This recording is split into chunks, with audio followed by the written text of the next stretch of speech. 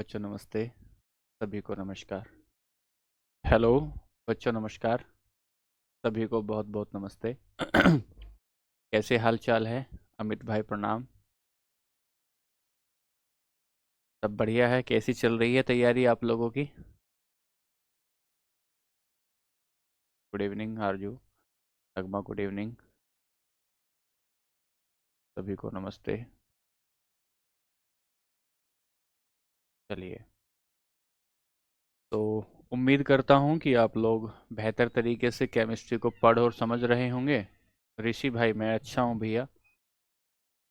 Chemistry में थोड़ा थोड़ा आपको आनंद आना शुरू हो गया होगा हर्ष भाई। तो धीरे धीरे आप लोग पढ़ रहे हैं, समझ रहे हैं। मैं भी कोशिश कर रहा हूँ कि बेसिक्स को बेहतर बेहतर करते चलूँ।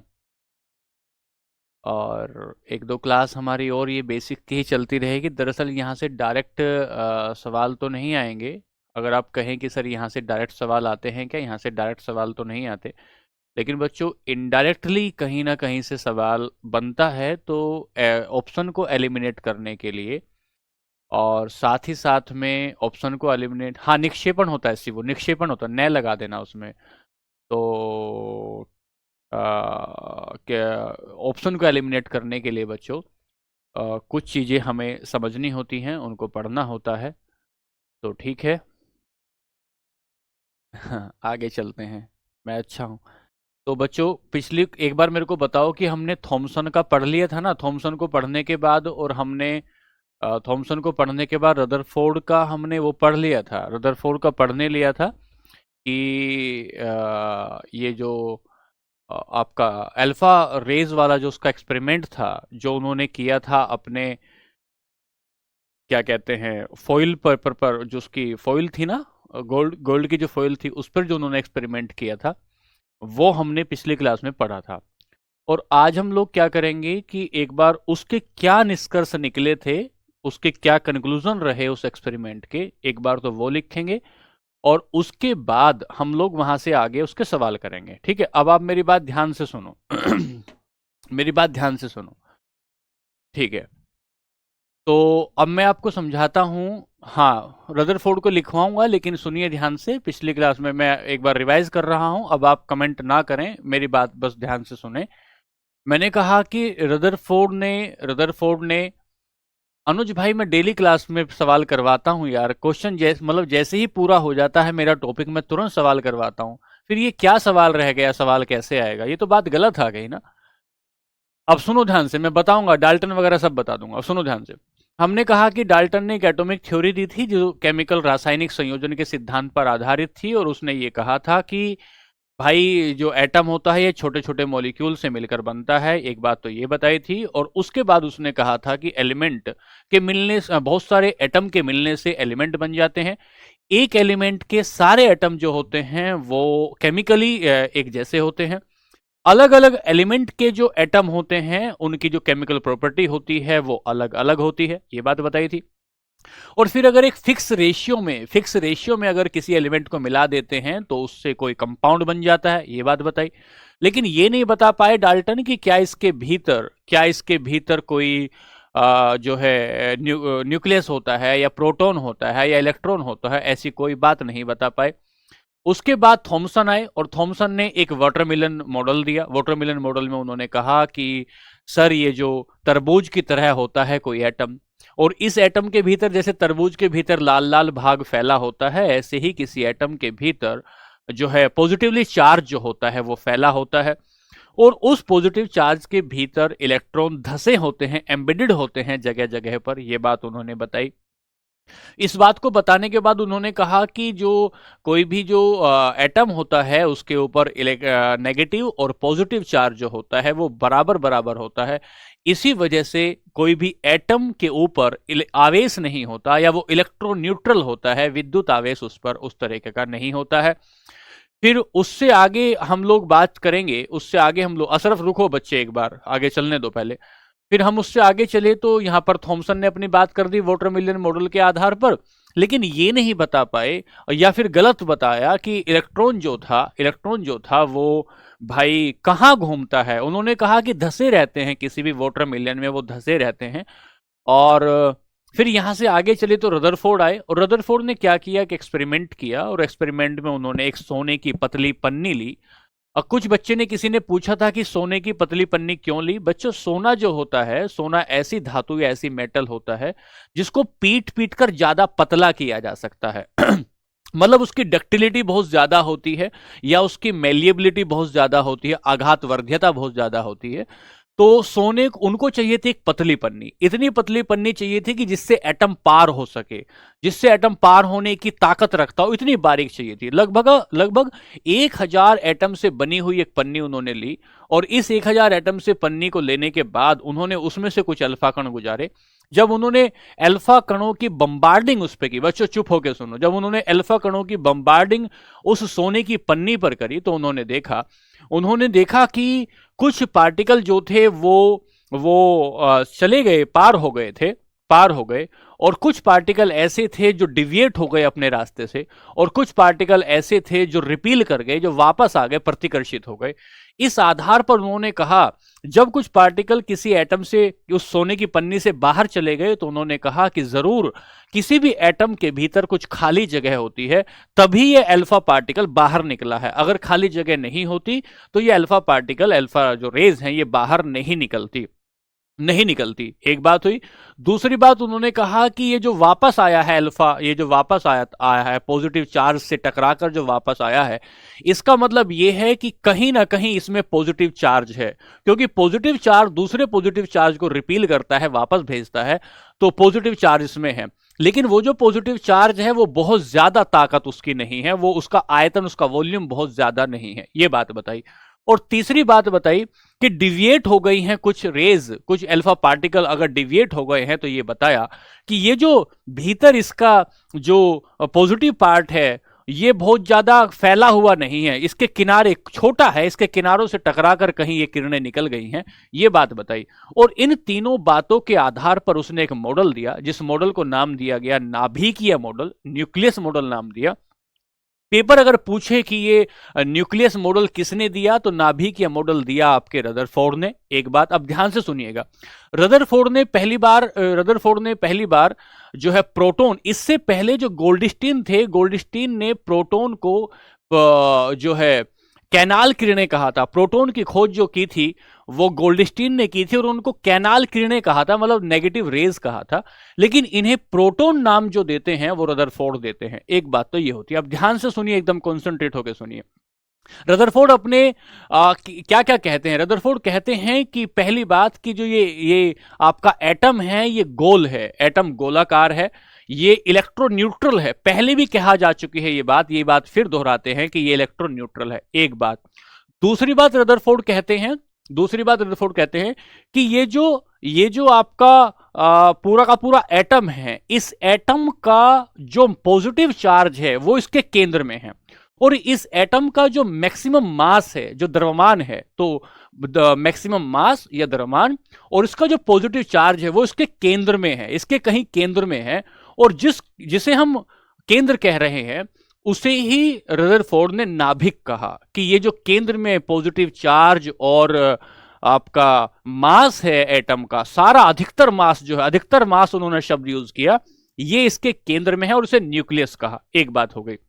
दूसरी बात, फिर यहां से आगे आए, न्यूक्लियस कहा, फिर यहां से आगे आए, तो यहां से आगे आने पर इन्होंने कहा कि सर ये जो प्रोटॉन होता है ये इसके न्यूक्लियस में होता है, प्रोटॉन जो होता है वो इसके न्यूक्लियस में होता है, और इलेक्ट्रॉन जो होता है वो किसी नाभिक के चारों तरफ घूमते हैं, इलेक्ट्रॉन किसी नाभिक के चारों तरफ घूमते हैं। दूसरी बात ये बताई।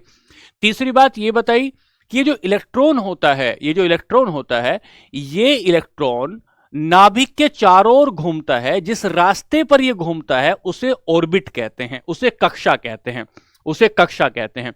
अगली बात, ये कक्षाएं कैसी होती हैं? ये कक्षाएं जो होती हैं वृत्ताकार होती हैं, सर्कुलर होती हैं। पांचवी बात ये बताई। और छठी बात ये बताई कि जब ये सर्कुलर गति कर रहा होगा, किसी भी न्यूक्लियस के चारों तरफ इलेक्ट्रॉन सर्कुलर गति कर रहा होगा, तो इस पर एक फोर्स लगता है, न्यूक्लियस इसके ऊपर एक अट्रैक्शन फोर्स लगाता है। लेकिन सर्कुलर गति करने के कारण ये एक सेंट्रीफ्यूगल फोर्स लगाता है जिसकी वजह से ये नाभिक में नहीं गिरता है। और इलेक्ट्रॉन इस तरीके से अरेंज होते हैं, किसी भी कक्षा में, किसी भी ऑर्बिट में इस तरीके से अरेंज होते हैं जैसे सोलर सिस्टम में सैटेलाइट, जैसे सोलर सिस्टम में प्लैनेट और सन जिस तरीके से सिस्टमैटिक तरीके से अरेंज होता है, ऐसे ही इसमें ये इलेक्ट्रॉन अरेंज होते हैं। इसी वजह से इसे सोलर सिस्टम मॉडल भी कहा जाता है। एक बात होगी, लेकिन रदरफोर्ड ये नहीं बता पाए कि किसी न्यूक्लियस के चारों तरफ घूमते घूमते, किसी न्यूक्लियस के चारों तरफ घूमते घूमते कितना कितना वेग से, कितनी वेलोसिटी से इलेक्ट्रॉन घूमता होगा, और एक कक्षा में, एक सेल में ये किस सेल में ये घूमेगा, किस सेल में ये घूमेगा, और दूसरी बात ये बताई गई किस सेल में ये घूमेगा, दूसरी बात ये बताई गई कि सेल कितनी होंगी, इनमें वेलोसिटी कितनी होगी। इन सारी बातों का जवाब रदरफोर्ड नहीं दे पाए। तो आज की क्लास में हम रदरफोर्ड का न्यूक्लियस मॉडल देखेंगे। रदरफोर्ड के न्यूक्लियस मॉडल को देखने के बाद उसके सवाल करेंगे जो परीक्षाओं में आए गए होंगे, विभिन्न परीक्षाओं में, और उसके बाद एक मॉडल देखेंगे जिसका नाम है बोहर का मॉडल। और बोहर का मॉडल तुम्हें सारी बातें क्लियर कर देगा, कितनी कक्षाएं होंगी, इलेक्ट्रॉन कहां घूमेगा, उसका कितना चार्ज होगा, ये सारी बातें। ठीक है, तो चलिए यहां से आगे चलते हैं। ये बात क्लियर हुई? ये बात क्लियर हुई?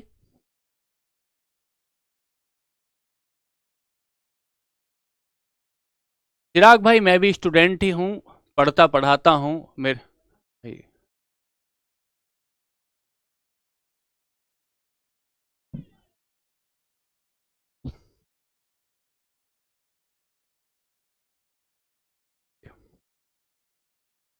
चलिए आइए फिर शुरू करते हैं।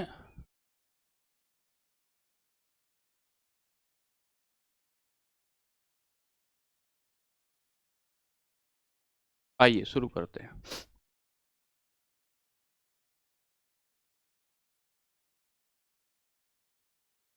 रदरफोर्ड का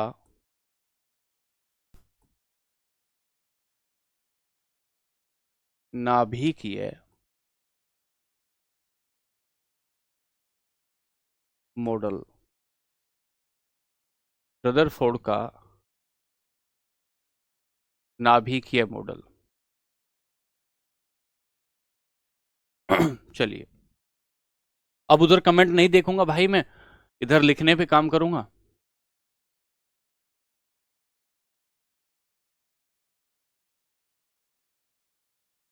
nucleus model of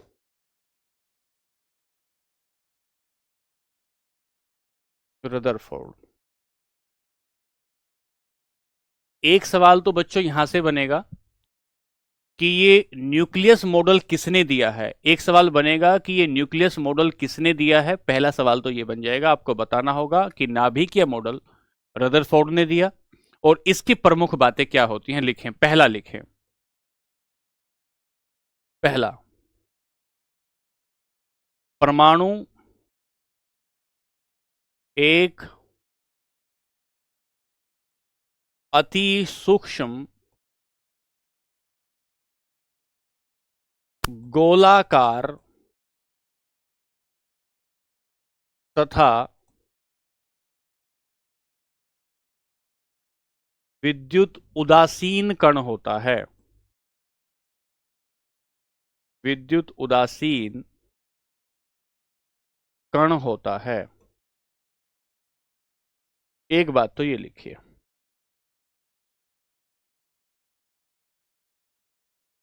an atom is extremely small,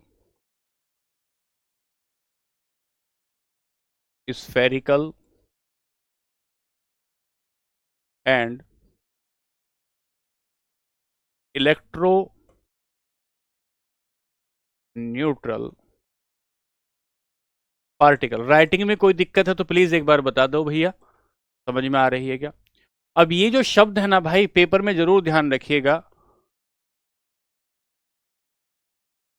BSF आरओआरएम के लिए ले सकते हैं। अशरफ भाई, ये एसएससी का बैच है। अविनाश, आपको रिवाइज करना चाहिए, रिवाइज करना चाहिए। एक बात तो ये हो गया, विद्युत उदासीन कण होता है, एक बात तो ये लिखी। फिर यहां से आगे दूसरा कण दूसरी बात लिखते हैं।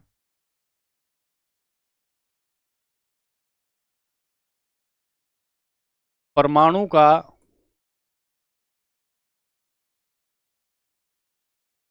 परमाणु का समस्त धनावेश तथा लगभग पूरा द्रव्यमान, बच्चों लिख रहे हो ना भाई, लिखते रहना। लगभग पूरा द्रव्यमान उसके केंद्र में स्थित होता है। केंद्र में स्थित होता है। इस केंद्र को उस केंद्र में स्थित होता है जिसका आयतन, किसका आयतन, नाभिक का, जिसका आयतन बहुत कम होता है, जिसका आयतन बहुत कम होता है, इसे नाभिक कहते हैं। इसे नाभिक कहते हैं। तो सवाल ये बनेगा कि नाभिक के बारे में सबसे पहले किसने बताया? नाभिक के सबसे पहले किसने बताया? ठीक है भैया, वेटेज तो केमिस्ट्री का ऐसा है कि आपको थोड़ा सा अभी टाइम लगेगा, उसके बाद केमिस्ट्री बहुत तेजी से आगे चलेगी। इन एटम, थोड़ा टाइम लगेगा, 2-4 class. In atom all the positive charge and almost all the mass of atom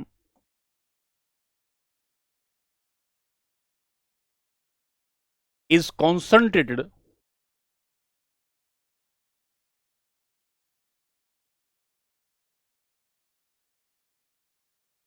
in center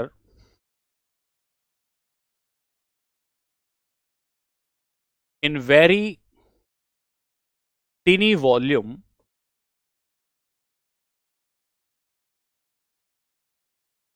is called nucleus. Nucleus. तो क्या बताया? परमाणु का सारा जो धनावेश होता है, पॉजिटिव चार्ज जो होता है, और उसका पूरा का पूरा जो द्रव्यमान होता है, वो जो मास होता है, वो उसके केंद्र में स्थित होता है। उसके केंद्र में स्थित होता है। और ये जो केंद्र होता है, ये जो केंद्र होता है, इस केंद्र को ही नाभिक कहते हैं। इस केंद्र को ही नाभिक कहते हैं। और ये जो नाभिक का वॉल्यूम होता है, नाभिक का जो वॉल्यूम होता है, ये वॉल्यूम ये वॉल्यूम बहुत कम होता है। ये वॉल्यूम बहुत कम होता है। ये वॉल्यूम बहुत कम होता है। दूसरी बात हो गई। दूसरी बात हो गई। यहां से आगे चलें, तीसरी बात। तीसरी बात,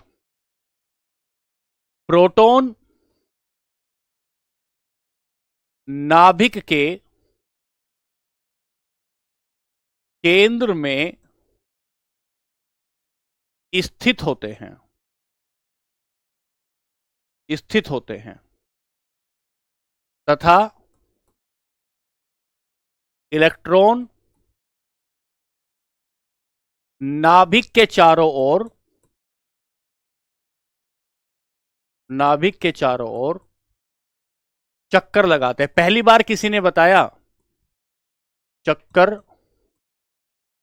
लगाते हैं, क्योंकि तरबूज मॉडल क्या कह रहा था, उसमें धसे हुए हैं। उसमें क्या कह रहा था, उसमें धसे हुए हैं। ठीक है, कल क्लास नहीं होगी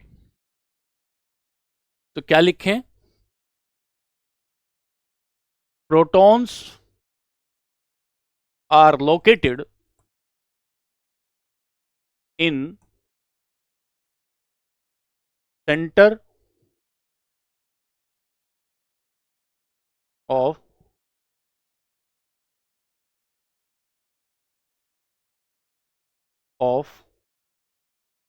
atom and electrons revolves around the nucleus. Electron उसके चारों तरफ चक्कर लगाते हैं, इलेक्ट्रॉन उसके चारों तरफ चक्कर लगाते हैं। अब यहां नोट करके लिख लीजिए एक बात, यही नोट करके लिखना एक बात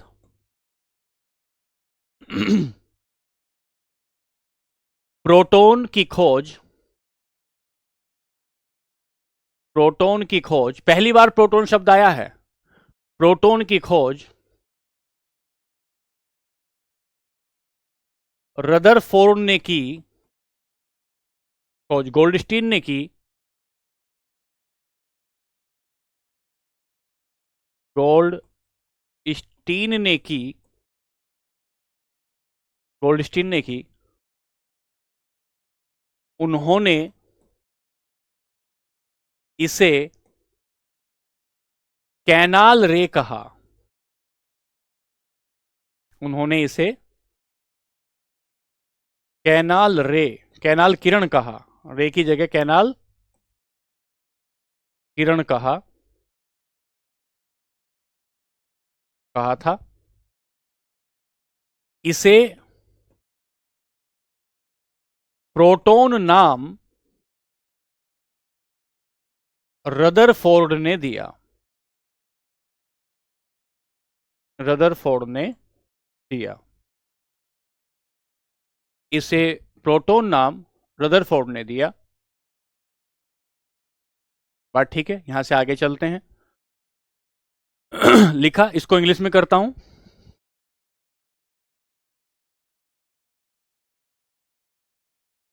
proton invented by Goldstein, Goldstein named canal रे,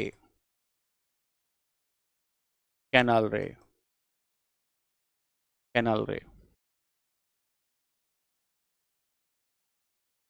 रदरफोर्ड, रदरफोर्ड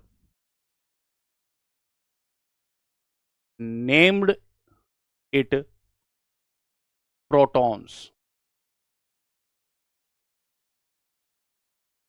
ये नोट करके लिखना है भाई, ये नोट करके लिखना है बच्चों, यहां देखना है। प्रोटॉन की खोज ऐसी बात हो गई, और डिस्कवर्ड होगा, इन्वेंटेड कहें डिस्कवर्ड कहें, मान लेते हैं डिस्कवर्ड कह लीजिए, यहां डिस्कवर्ड लिख दीजिए, डिस्कवर्ड की, डिस्कवर्ड की, ऐसे करके। नहीं, अलग अलग बात है। आगे चले, यहां से आगे चले। तुम लोगों को पढ़ाई के अलावा सब कुछ सूझता है यार। प्रोटॉन नाभिक के केंद्र में स्थित होता है और इलेक्ट्रॉन जो होते हैं वो नाभिक के चारों ओर चक्कर लगाते हैं, ये बात आपने बता दी। अब अगली बात जो और यहीं पर हमने शामिल कर दिया प्रोटॉन वाली बात, यहीं पर हम अगली बात शामिल करेंगे, और वो बात क्या होगी, बात क्या कहेंगे, इलेक्ट्रॉन जिन पथों पर चक्कर लगाते हैं, चक्कर लगाते हैं, उन्हें कक्षाएं कहते हैं, उन्हें कक्षाएं कहा जाता है। एक बार राइटिंग के बारे में भाई बता देना, ठीक है क्या?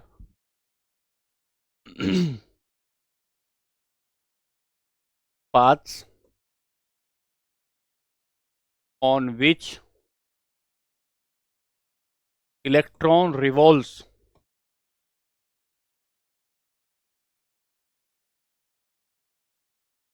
electron revolves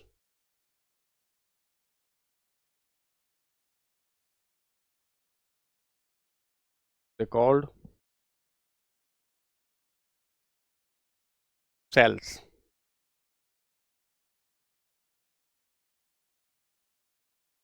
तो कक्षा शब्द सबसे पहले कहां आया? रदरफोर्ड ने सबसे पहले कक्षा दे दिया। उन्हें क्या कहते हैं? उन्हें कक्षाएं कहते हैं। रिवॉल्व्स, दीज आर, ये इन्हें रिवॉल्व्स कहा। उन्हें शेल कहते हैं। सबसे पहले शेल की बात आ गई, ये बात हो गई। यहां से आगे चले। अगला सवाल तुमसे पूछेगा, ये कक्षाएं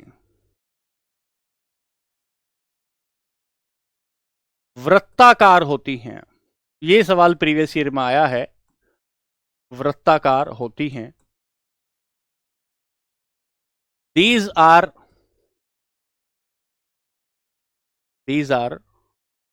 सर्कुलर। जिन पथों पर रास्ता मतलब चक्कर काट रहे हैं वो कक्षाएं कैसी होती हैं? वो कक्षाएं वृत्ताकार होती है।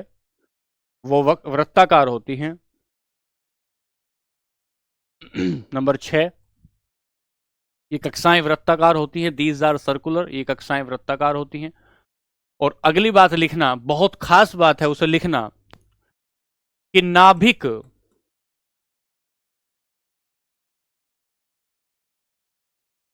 इलेक्ट्रॉनों को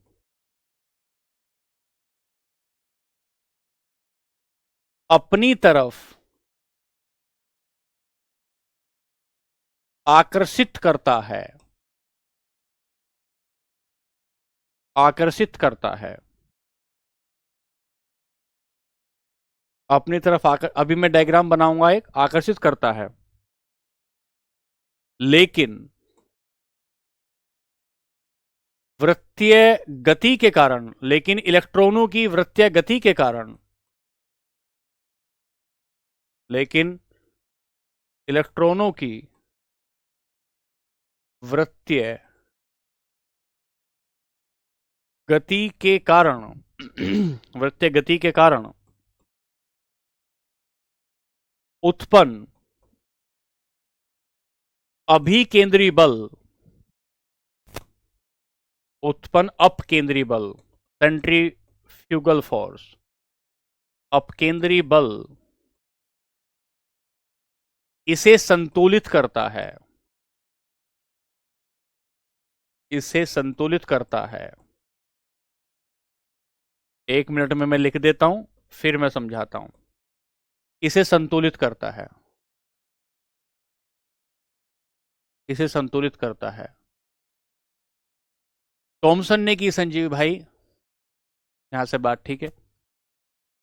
ये कक्षाएं सर्कुलर होती हैं, ये इनकी कक्षाएं वृत्ताकार होती हैं। नाभिक इलेक्ट्रॉनों को अपनी तरफ आकर्षित करता है, लेकिन इलेक्ट्रॉनों की वृत्तीय गति के कारण उत्पन्न अपकेंद्री बल इसे संतुलित करता है। इसे संतुलित करता है। गोल्डस्टीन लिखेंगे, गोल्डस्टीन लिखेंगे तनु। अब यहां से आगे बढ़ते हैं। तो इसमें लिखना, इसको अंग्रेजी में करते हैं बच्चों एक बार 6 पॉइंट को।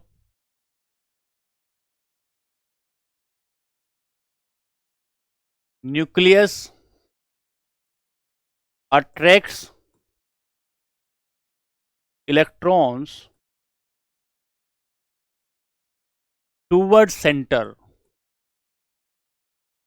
केंद्र की तरफ आकर्षित करता है, केंद्र की तरफ आकर्षित करता है। But due to circular motion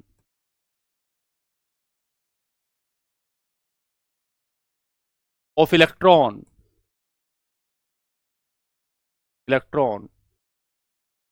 of electron, centrifugal force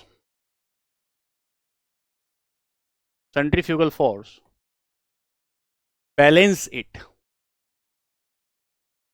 इसे संतुलित करता है। और आखिरी पॉइंट रदरफोर्ड का है कि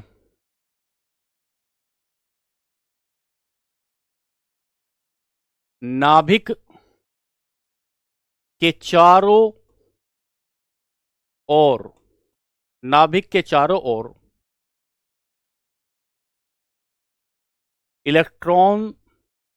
इलेक्ट्रॉनों की संरचना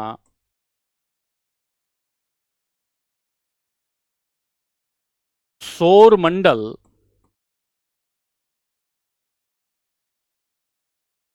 के जैसी है।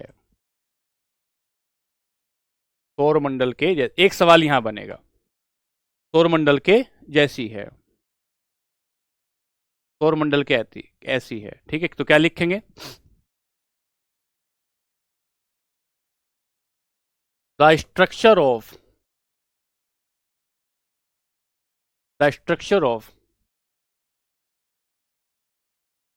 Electrons around nucleus is like solar system, is like solar system।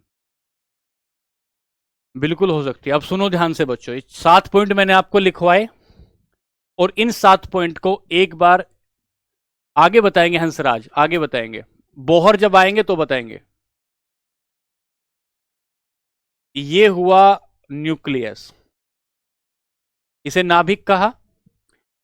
इसके चारों तरफ वृत्ताकार या स्फेरिकल ये कक्षाएं हो गई।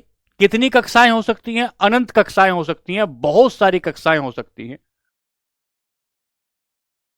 ठीक है। अब इसके चारों तरफ इलेक्ट्रॉन घूमते हैं, इसके चारों तरफ इलेक्ट्रॉन घूमते हैं। तो पहली बात क्या बताई? अगर यहां हम इसको समराइज करें, इसको समराइज करें तो पहली बात क्या बताई कि सर ये जो पूरा का पूरा एटम होता है, इस एटम में बीच में पॉजिटिव चार्ज होता है, बीच में पॉजिटिव चार्ज होता है। और मास जो होता है, ज्यादातर जो द्रव्यमान होगा, ज्यादातर जो द्रव्यमान होगा, बना सकते हो, वो सारा मास उसके केंद्र में होता है और उसे न्यूक्लियस कहते हैं। और इसके भीतर इस न्यूक्लियस में प्रोटॉन होते हैं, ठीक है। और इलेक्ट्रॉन इसके चारों तरफ घूमते हैं, ये भी ठीक है। और ये जो इलेक्ट्रॉन होगा ये न्यूक्लियस के चारों ओर घूमेगा। कौन सी कक्षा की शेप कैसी होगी? तो ये स्फेरिकल होगी, स्फेरिकल होगी। और अगली बात बताई कि ये जो न्यूक्लियस है ये अट्रैक्ट करता है इसको, किसको? इलेक्ट्रॉन को अपनी तरफ अट्रैक्ट करता है, इलेक्ट्रॉन को अपनी तरफ अट्रैक्ट करता है, ठीक है, ये बात बताई। लेकिन ये इसमें आकर गिर क्यों नहीं जाता? जब ये लगातार अपनी तरफ खींच रहा है, लगातार अपनी तरफ खींच रहा है, तो ये गिर क्यों नहीं जाता इसमें आकर? तो ये क्या कहने चाहते हैं? यहां से फिजिक्स थोड़ी पढ़नी पड़ेगी, फिजिक्स देखनी पड़ेगी। जब कोई भी एटम किसी सर्कुलर मोशन में घूमता है, कोई भी एटम, कोई भी वस्तु किसी सर्कुलर मोशन में घूमती है, वृत्तीय पथ पर घूमती है, तो उस पर दो फोर्स काम करते हैं, एक भीतर की तरफ और एक बाहर की तरफ। जो भीतर की तरफ फोर्स लगता है, केंद्र की तरफ जो फोर्स लगता है, उसे अभिकेंद्री बल, उसे अभिकेंद्री बल या उसे सेंट्रीपिटल फोर्स कहते हैं, उसे सेंट्रीपिटल फोर्स कहते हैं। जो भीतर की तरफ लगता है उसे सेंट्रीपिटल फोर्स कहते हैं। और एक फोर्स जो बाहर की तरफ लगता है, किसी सर्कुलर मोशन में घूमते घूमते एक फोर्स जो बाहर की तरफ लगता है, उसे सेंट्रीफ्यूगल फोर्स कहते हैं। और ये जो सेंट्रीफ्यूगल फोर्स है इसे अभिकेंद्री बल कहा जाता है, इसे अभिकेंद्री बल कहा जाता है। तो रदरफोर्ड क्या कह रहे हैं?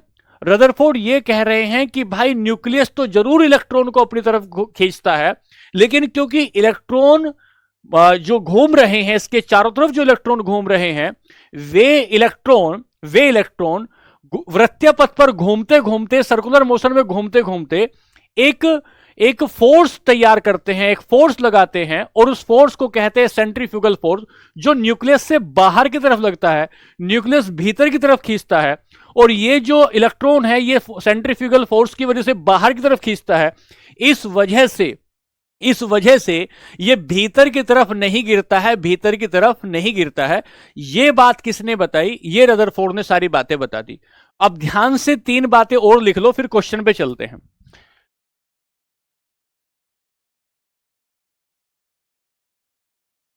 Limitations of Rutherford model.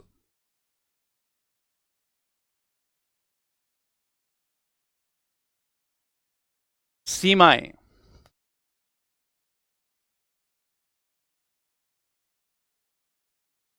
Rutherford के मॉडल की सीमाएं। ध्यान से सुनना भाई, क्योंकि इसकी सीमाएं देखोगे, हाँ ना भी केवल कह सकते हैं, इसकी सीमाएं देखोगे तो इसकी सीमाओं को देखने के बाद ही आप इससे अगला मॉडल समझोगे जिसे बोहर का मॉडल कहा जाता है।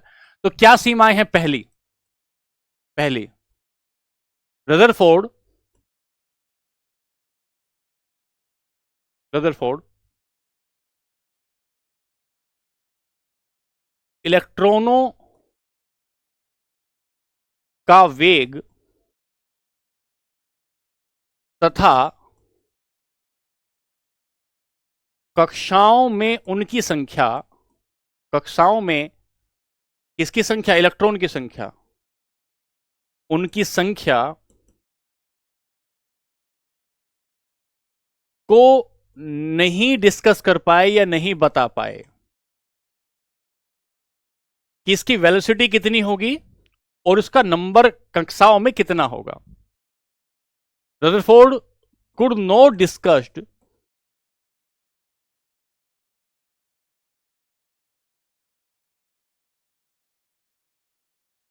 velocity of electron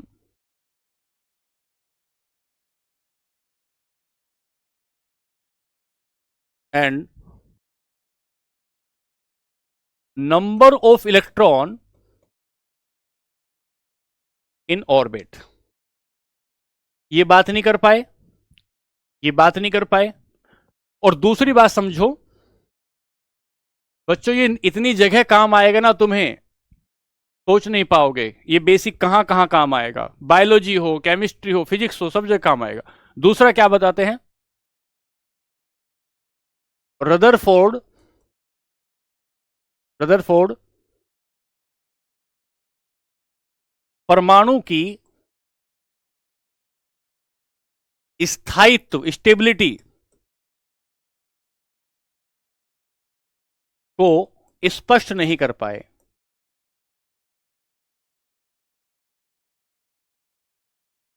तो अब आपको रास्ता मिला कि बोहर क्या बताएंगे आने के बाद। Rutherford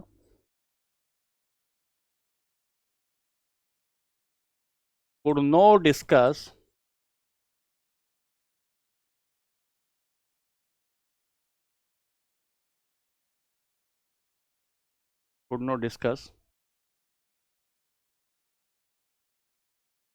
stability of atom. अब ये जो शब्द आया है ना, 30 सेकंड इसे समझने के लिए दे दो। ये जो शब्द आया, इस कैसे पढ़ाते हैं नेहा अंग्रेजी में और कैसे पढ़ाते हैं भाई? Rutherford could not discuss stability of atom. अब ये जो स्टेबिलिटी शब्द आया है, इसको समझ लेना क्या कहना चाहते हैं हम, इससे क्या समझाना चाहते हैं। देखो ध्यान से, रदरफोर्ड कह रहे हैं कि बीच में पॉजिटिव चार्ज होता है और इलेक्ट्रॉन इसके चारों तरफ घूमते हैं। इसके सब बताएंगे भंवर भाई, सब बताएंगे। ये चारों तरफ घूमते हैं, अभी सब लिखवाएंगे, इलेक्ट्रॉन, प्रोटॉन, न्यूट्रॉन। तो जैसे जैसे इलेक्ट्रॉन इसके चारों तरफ घूमेगा, जैसे जैसे इलेक्ट्रॉन इसके चारों तरफ घूमेगा, तो ये कह रहा है, लोगों ने बताया कि जब कोई चीज सर्कुलर मोशन में होती है, सर्कुलर मोशन में होती है, तो लगातार वो अपनी दिशा बदलती है। जब कोई, फिजिक्स के भाषा में समझो कि जब कोई ऑब्जेक्ट गोल गोल घूमता है तो वो लगातार अपनी दिशा बदलता है। अगर मैं किसी पत्थर को किसी धागे में बांध के ऐसे घुमाऊं और उसे यहां से छोड़ू तो वो यहां जाएगा, उसे यहां से छोड़ू तो वो यहां जाएगा, उसे यहां से छोड़ू तो यहां जाएगा, यहां से छोड़ू तो यहां जाएगा, यहां से छोड़ू तो यहां जाएगा। इसका मतलब कोई चीज जब लगातार लगातार लगातार लगातार वो घूमती है किसी सर्कुलर पथ में, लगातार घूमती है, तो वो लगातार अपनी दिशा बदलती है। और यदि कोई कोई कोई चीज लगातार अपनी दिशा बदलती है, डायरेक्शन बदलती है, तो उसमें ऊर्जा एमिट होती है या ऊर्जा का ह्रास होता है, ऊर्जा का एमिशन होता है, ऊर्जा का ह्रास या एमिशन ऑफ एनर्जी होता है। और ऊर्जा का अगर ह्रास होगा, एमिशन ऑफ एनर्जी होगी, मतलब ऊर्जा में अगर कमी आएगी, एमिशन ऑफ एनर्जी होगी, ऊर्जा में अगर कमी आएगी, तो धीरे धीरे घूमते घूमते ये यहां आता रहेगा, यहां आता रहेगा, यहां आता रहेगा, यहां आता रहेगा और यहां आके गिर जाएगा। और एटम जो है एक तरीके से मर जाएगा, एटम एक तरीके से खत्म हो पाएगा। ये बात ये बात डिस्कस नहीं कर पाए रदरफोर्ड कि ये क्यों नहीं गिरेगा, ये क्यों नहीं गिरेगा, क्योंकि घूमते घूमते उसकी जो आप कहेंगे जो एनर्जी है वो कम होगी। और अगर एनर्जी इलेक्ट्रॉन की, रदरफोर्ड की भाषा में कह रहे हैं, अगर इलेक्ट्रॉन की एनर्जी कम होगी तो वो इसमें गिर जाएगा कि इसमें केंद्र में, और केंद्र में गिर गया तो इलेक्ट्रॉन का ह्रास हो जाएगा। ये बात आके डिस्कस करेंगे बोहर, ये बात आके डिस्कस करेंगे बोहर, और बोहर बताएंगे कि एनर्जी क्यों कम नहीं होती, एनर्जी का कम ना होने का क्या कारण है, और इलेक्ट्रॉन क्यों सेंटर में आकर नहीं गिरते हैं। ये लिमिटेशन है इलेक्ट्रॉन की, जो आकर डिस्कस करेंगे बोहर। लेकिन इससे पहले आपको यह समझना होगा बच्चों, इससे पहले यह समझना होगा कि जो आपने रदरफोर्ड पढ़ा है उसके बारे में आपको कितनी जानकारी हुई है। यहां से पढ़ लेते हैं। थॉमसन का हो गए थे क्या क्वेश्चन? थॉमसन के क्वेश्चन हो गए थे क्या बच्चों? एक बार प्लीज तेजी से बताइए, जल्दी से बताइए, थॉमसन के सवाल हो गए थे क्या?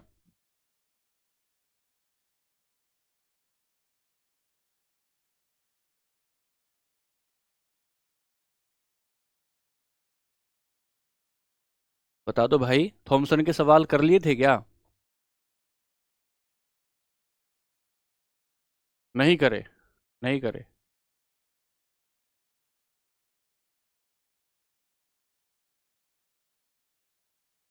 हो गए, हो गए, ठीक है। कोई कहता हो तुम्हें नहीं पता कुछ भी, कोई कहता हो गए, कोई नहीं कहता हो गए।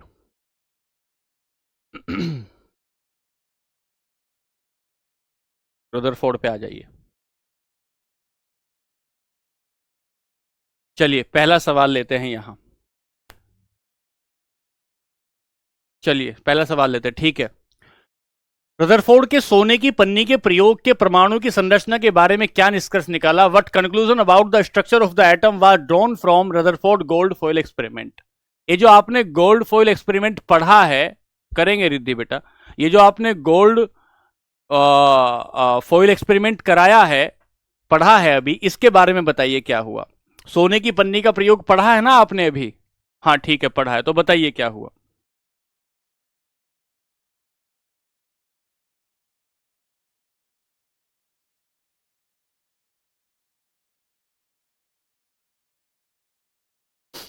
पहला, परमाणुओं में धन आवेशित नाभिक और ऋणावेशित इलेक्ट्रॉन होते हैं।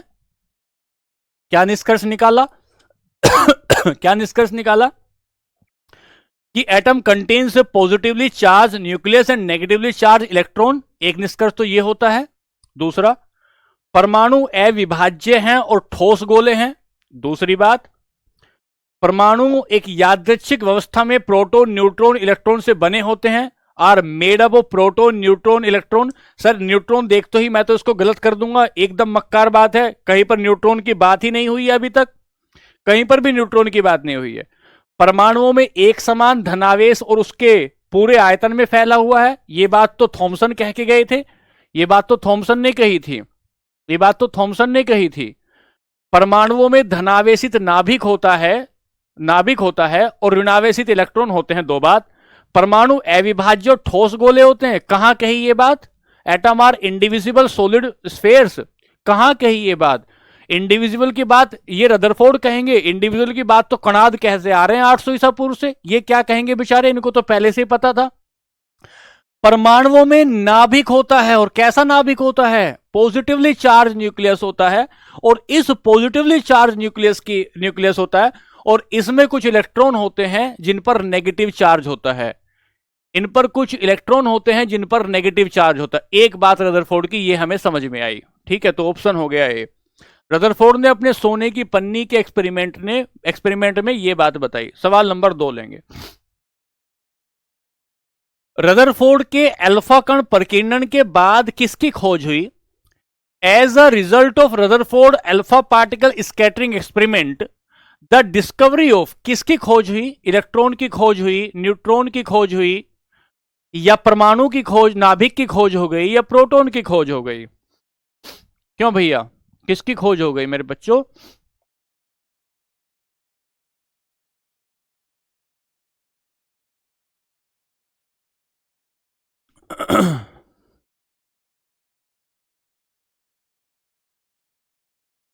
क्या पढ़ रहे हो तुम? लोकेश, और ये तुम क्या पढ़ रहे हो? किस किस भाषा में पढ़ाऊं सुशील तुम्हें? रदरफोर्ड के अल्फा कण प्रकीर्णन के फलस्वरूप किसकी खोज हुई? अल्फा कण प्रकीर्णन के फलस्वरूप किसकी खोज हुई? अल्फा कण प्रकीर्णन, इलेक्ट्रॉन की खोज हुई क्या? न्यूट्रॉन की खोज हुई क्या? आप रदरफोर्ड को देखते ही प्रोटॉन क्यों लगा रहे हो? क्योंकि आपने ईंट पर नाच पढ़ रखा है। आपने क्या पढ़ रखा? ईंट पर नाच। जैसे ही रदरफोर्ड कहीं देखा और तुरंत लगा दिया, क्या तुरंत लगा दिया भाई प्रोटॉन। बच्चों ऐसे थोड़ी होता है। अल्फा कण पार्टिकल आया तो उसने क्या कहा? अल्फा कण पार्टिकल ने, अल्फा कण पार्टिकल के बाद उसने कौन सा मॉडल दिया? उसने न्यूक्लियस मॉडल दिया।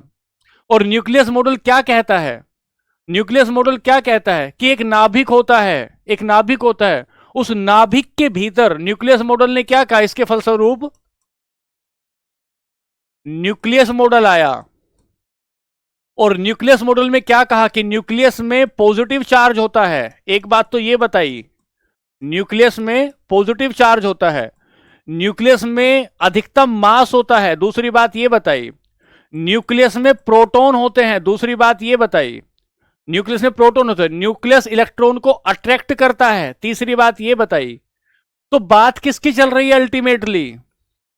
अल्टीमेटली बात चल किसकी रही है? अल्टीमेटली बात तो चल रही है ना नाभिक की। न्यूक्लियस मॉडल दिया ना, क्योंकि तुमने रट रखा है। क्या तुमने रट रखा है? रदरफोर्ड ने खोज कर दी भैया प्रोटॉन की। रदरफोर्ड का नाम जहां देखूंगा मैं तो प्रोटॉन लगाऊंगा। बच्चों मिस्टेक हो जाएगी, मिस्टेक हो जाएगी, तकलीफ आ जाएगी। तो हम क्या कहेंगे? जब उसने अल्फा कण पार्टिकल का एक्सपेरिमेंट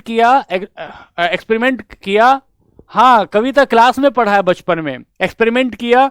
तो एक्सपेरिमेंट करने के बाद उसने बताया भाई सेंटर में होता है। पूजा सब दिख रहा है, सेंटर में होता है बच्चों। सवाल चलते हैं आगे। सवाल नंबर 7, एक इलेक्ट्रॉन क्या है? ये इतना महत्वपूर्ण सवाल है तुम्हारे लिए ना, ये इतना महत्वपूर्ण सवाल है कि ये तुम्हें जो है बहुत काम का सवाल है तुम्हारे लिए। पहला क्या है कि what is an electron? Electron क्या है? नेट आवेश के साथ एक उप परमाणविक कण है जो उदासीन होता है। अरे सर उदासीन नहीं होता, ये तो नेगेटिव होता है, उदासीन नहीं होता बच्चे, नेगेटिव होता है। तो मैं तो इसे देखते काट दूं क्या? हाँ देखते काट दो, इतना देर लगाना ही नहीं है। नेट आवेश के साथ एक उपपरमाणविक कण जो धनात्मक होता है। अच्छा कितनी गलत बात है ये, कितनी गलत बात है। धनात्मक होता है क्या? नहीं, एकदम असत्य वचन है, एकदम असत्य वचन है सर। सब atomic particle with the net charge, नहीं भाई। नेट आवेश के साथ एक चार्ज होता है इसके ऊपर और एक उप परमाणविक कण जो ऋणात्मक होता है। ए सब atomic particle with net charge that is negative, और एक नेट आवेश के साथ एक उप परमाणविक कण जो शून्य है। अरे शून्य की तो बात कहीं होगी ही नहीं, शून्य की बात तो कहीं होगी नहीं। इतना खास सवाल है, इतना खास सवाल है बच्चों। मैं तुम्हारा कमेंट पढ़ लूंगा तो क्या हो जाएगा? इससे सिलेक्शन हो जाएगा क्या तुम्हारा? चुपचाप होके कंसंट्रेट होके सिलेक्शन पे ध्यान दो मेरे भाई, सिलेक्शन पे ध्यान दो। मैं जो पढ़ा रहा हूं बस उस पे ध्यान दो, कोई मतलब नहीं तुम्हारा कमेंट पढ़ूंगा नहीं पढ़ूंगा। कोई बात होगी तो सब हो जाएगी, टेलीग्राम पे बात हो जाएगी। ठीक है बच्चों इधर ध्यान दो, ये मत इस तरह के चक्कर में पढ़ो भाई कि मेरा कमेंट आया नहीं आया, छोड़ो। नेट आवेश के साथ एक सब एटॉमिक पार्टिकल है जो ऋणात्मक है, जो नेगेटिव है, जो नेगेटिव है। ठीक है बच्चों, बहुत कंपटीशन है, इस तरह की चर्चाओं में चले जाओगे तो चर्चा ही बन जाएगी मेरे बच्चे। सवाल नंबर 8 पर चल रहे हैं। सवाल नंबर 8 पर क्या कहता है? रदरफोर्ड के अरे आंसर तो दिया है बच्चे, कहां आंसर नहीं दे रहा हूं। रदरफोर्ड के परमाणु मॉडल के अनुसार परमाणु की अधिकांश द्रव्यमान कहां स्थित होता है? रदरफोर्ड के परमाणु मॉडल के अनुसार परमाणु का अधिकांश द्रव्यमान कहां स्थित होता है? इसको तो गठिया बांध लेना, इसकी गांठ बांध लेना दिमाग में, ऐसा सवाल है ये। थोड़ा सा भी घुमाया, थोड़ा सा भी घुमाया अगर तो सवाल गलत हो जाएगा बच्चे। ठीक है, तो क्या कहता है कि रदरफोर्ड के परमाणु मॉडल के अनुसार परमाणु का अधिकांश द्रव्यमान कहां स्थित होता है? कुछ बच्चों ने पढ़ रखा ईंट पर नाच, कहां नचाऊंगा मैं यहां ईंट पर? इलेक्ट्रॉन है, नाभिक है, इलेक्ट्रॉन के सेल हैं, या सभी जगह समान रूप से वितरित होता है? कुछ कुछ लोगों ने भारतीय संविधान का आर्टिकल 14 पढ़ा है, वो कहते हैं सब समान है, सब समान है, हमारे लिए क्या ऊंचा क्या नीचा, क्या ऋणात्मक क्या धनात्मक, सब समान होता है। उन्होंने आर्टिकल 14 को ऐसा रट लिया है। ऐसा नहीं है मेरे भाई, ऐसा क्या पढ़ना होगा। परमाणु का अधिकांश भाग उसका जो द्रव्यमान होता है, उसका अधिकांश द्रव्यमान कहाँ आता है, उसके न्यूक्लियस में आता है। रदरफोर्ड ने बताया ना इस बात को, ऊपर ऊपर लिखा ना हमने, एक लाइन में डेफिनेशन देके लिखा है ना, क्या लिखा है हमने, डेफिनेशन देके लिखा है कि उसका अधिकांश जो भाग होता है, अधिकांश जो पॉजिटिव चार्ज होता है, और उसका जो मास होता है, वो अधिकांश मास और उसका जो चार्ज है वो उसके केंद्र में होता है, उसके सेंटर में होता है, इसके सेंटर में होता है। ठीक है, चलिए ये हुआ सवाल नंबर 8। सवाल नंबर 9 पर आए। क्या कहता है सवाल नंबर 9? ये कहता है कैथोड किरण प्रयोग पहली बार किसके द्वारा किया गया, किसके द्वारा किया गया। अच्छा ठीक है अंकित भाई, देख लेंगे मेरे बच्चे, मेरे साथी, मेरे भाई देख लेंगे, जितना हम हमारी ये जो आंखें हैं, जितनी सीमाएं हैं उतना देख लेंगे। ठीक है कौन सा टॉपिक ज्यादा इंपॉर्टेंट है? अंशिका इंपॉर्टेंट ही चल रहा है, बेसिक बना रहा हूं बिल्कुल। तो हमने कहा कैथोड किरण प्रयोग पहली बार किसके द्वारा दिया गया? Who first perform the cathode ray experiment, सबसे पहले किसने ये कैथोड रे एक्सपेरिमेंट किसने दिया? तो हमने कहा अर्नेस्ट रदरफोर्ड ने दिया क्या, जॉन डाल्टन ने दिया क्या, जो जे थॉमसन ने दिया, या गोल्डस्टीन ने दिया? अब इधर जरूर देखना है कैथोड किरण प्रयोग, कैथोड किरण प्रयोग इधर जरूर देखना है कि कैथोड किरण प्रयोग पहली बार किसके द्वारा दिया गया। अच्छा कैथोड किरण प्रयोग तो वो परखनली वाला था, परखनली वाला था, आप गलती तो नहीं कर जाओगे इसमें, थॉमसन ने दिया था। ऐसा तो नहीं कि रदरफोर्ड चल रहा है तो इस पर टिक लगा दें, थॉमसन ने दिया था। ठीक है बच्चे, यहां से आगे चले, यहां से आगे चले तो ये सवाल 10 नंबर सवाल बहुत सीधा सा सवाल है। क्या कहता है? रदरफोर्ड परमाणु मॉडल का वर्णन नहीं करता। रदरफोर्ड कौन से, रदरफोर्ड का जो परमाणु मॉडल है इनमें से किस बात को एक्सप्लेन नहीं करता, इनमें से कौन सी बात को नहीं बताता? पहली बात, क्या किसी एटम में न्यूक्लियस होता है? हां एटम में न्यूक्लियस होता है, एक बात सही है। क्या परमाणु में आवेश होता है, चार्ज ऑफ एटम होता है? हां उसने बोला है, उसने हुआ है, क्या कहा है कि उसमें पॉजिटिव और नेगेटिव चार्ज होता है, और जो पॉजिटिव चार्ज होता है वो उसके सेंटर में होता है, ये बात बताई है। क्या परमाणु स्टेबल होते हैं, इस बात को डिस्कस कर पाया क्या? अगर पेपर में ये बात समझ में ना आ रही हो तो ये देखोगे कि क्या रदरफोर्ड ने ये बात बताई कि इलेक्ट्रॉन होते हैं। तो हां रदरफोर्ड ने ये बात बताई कि इलेक्ट्रॉन होते हैं। तो रदरफोर्ड इस बात को नहीं बता पाया कि परमाणु स्टेबल कैसे होते हैं, परमाणु स्टेबल कैसे होते हैं। क्यों नहीं बता पाया? इसलिए नहीं बता पाया क्योंकि लोगों ने, वैज्ञानिकों ने रदरफोर्ड से पूछा, भाई जब ये सर्कुलर पाथ में घूम रहा होगा, इसकी एनर्जी कम हो जाएगी, तो ये तो एक दिन ना एक दिन सेंटर में आकर गिर जाएगा, तो फिर ये स्टेबल कैसे रहेगा? इस बात का जवाब रदरफोर्ड नहीं दे पाए। इस बात का जवाब इनका शिष्य देगा आने वाला, जिसका नाम बोहर होगा, जिसका नाम बोहर होगा। सामान्यतः परमाणु के नाभिक, अच्छा यहां तक अभी हम नहीं पहुंचे हैं, तो कल की क्लास में हम आगे देखेंगे। कल तो क्लास आपकी नहीं होगी, आपकी क्लास मंडे में होगी। अब यहां से हम सुनो ध्यान से, क्या लिखना है आपको, मतलब क्या पढ़ना है, कैसे पढ़ना है। यहां तक आप एटम की जर्नी सीख गए कि ये एटम बना कैसे है, यहां तक आप ये सीख गए एटम के साथ साथ कि इसमें नेगेटिव चार्ज कहां होता है, पॉजिटिव चार्ज कहां होता है, ये सारी बातें सीख गए। अब यहां से हम 5 या 10 मिनट में अगली क्लास में एक तो पढ़ेंगे, अपने न्यूट्रॉन को पढ़ लेंगे। न्यूट्रॉन को पढ़ने के बाद जो सारे के सारे इलेक्ट्रॉन, प्रोटॉन, न्यूट्रॉन, इनकी जितनी भी खास बातें होंगी वो सारी खास बातें लिख लेंगे। फिर ये देखेंगे क्या केवल इतना ही, क्या केवल इतना ही होता है या कुछ और भी छोटे सब एटॉमिक यूनिट हो सकती हैं। तो हम देखेंगे फोटोन क्या होता है, हम देखेंगे एंटी न्यूट्रिनो। न्यूट्रिनो क्या होते हैं? कुछ छोटे छोटे सब पार्टिकल को देख लेंगे।